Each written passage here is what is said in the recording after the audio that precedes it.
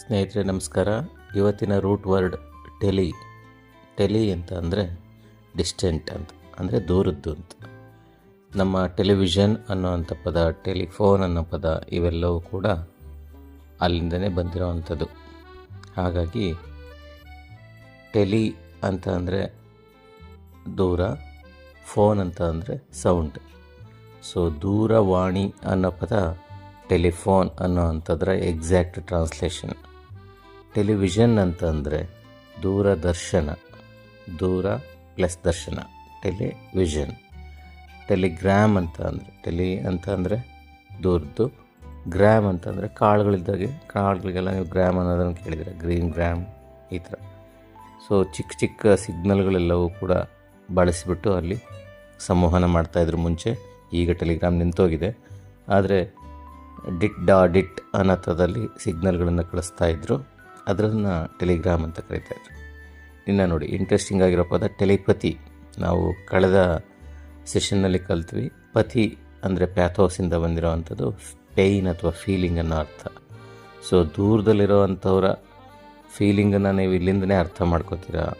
ಈಗ ನೀವು ಅವ್ರನ್ನ ಭೇಟಿ ಮಾಡಬೇಕು ಅಂತ ಅಂದ್ಕೊಂಡಿರ್ತೀರ, ಅವರು ಕೂಡ ನಿಮ್ಮನ್ನು ಭೇಟಿ ಮಾಡಬೇಕು ಅಂತ ಯಾವುದೇ ಸಂಪರ್ಕ ಇಲ್ಲದೇ ನೀವು ಫೀಲ್ ಮಾಡ್ಕೋತೀರಾ ಅನ್ನೋದಾದರೆ ನಿಮಗೆ ಟೆಲಿಪತಿ ವರ್ಕ್ ಆಗಿದೆ ಅಂತ ಹೇಳಿಬಿಟ್ಟು ನಾವು ಮಾತಾಡೋ ಅಂಥದ್ದನ್ನು ನೋಡಿರ್ತೀವಿ. ಹಾಗಾಗಿ ಟೆಲಿಪತಿ ಅನ್ನೋ ಅಂಥದ್ದು ದೂರದಲ್ಲಿರೋರ್ದು ಫೀಲಿಂಗನ್ನು ಅರ್ಥ ಮಾಡ್ಕೊಳ್ಳೋ ಅಂಥದ್ದು.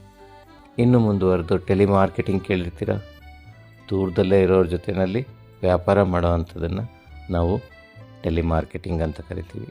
ಟೆಲಿಕಮ್ಯುನಿಕೇಷನ್ನು ನಿಮಗೆ ಗೊತ್ತಿರುತ್ತೆ.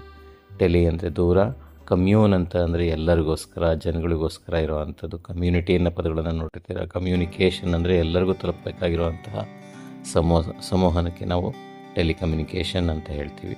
ಸೊ ದೂರದ ಸಂಪರ್ಕವನ್ನು ಬಳಸಿ ನೀವು ಕಮ್ಯುನಿಕೇಷನನ್ನು ಮಾಡ್ತಾಯಿದ್ದೀರಾ ಅಂತಂದರೆ ಟೆಲಿಕಮ್ಯುನಿಕೇಷನ್. ಟೆಲಿಕಾನ್ ಅನ್ನೋ ಅಂಥದ್ದು ಟೆಲಿಕಾನ್ಫರೆನ್ಸ್ ಅನ್ನೋ ಅಂಥ ಅರ್ಥದಲ್ಲಿ ಬರುತ್ತೆ.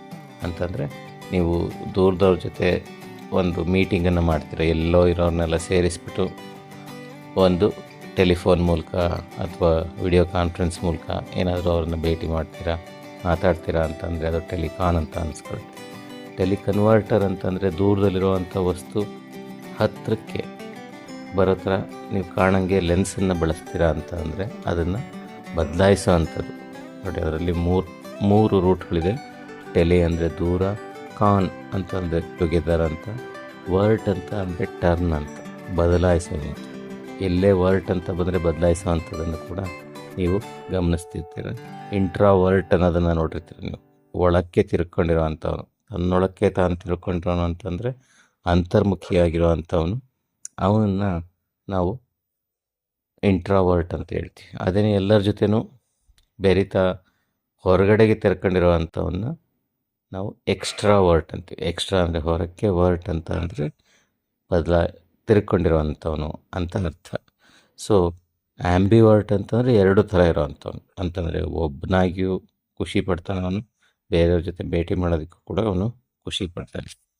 ಇಂಥದನ್ನು ನಾವು ಈ ರೂಟ್ ವರ್ಡ್ಸ್ ಮೂಲಕ ಕಲಿಬೋದು. ಇನ್ನಷ್ಟು ಹೊಸ ರೂಟ್ಗಳ ಜೊತೆ ನಾನು ಮುಂದಿನ ಸೆಷನ್ನಲ್ಲಿ ಭೇಟಿ ಮಾಡ್ತೀನಿ. ನಮಸ್ಕಾರ.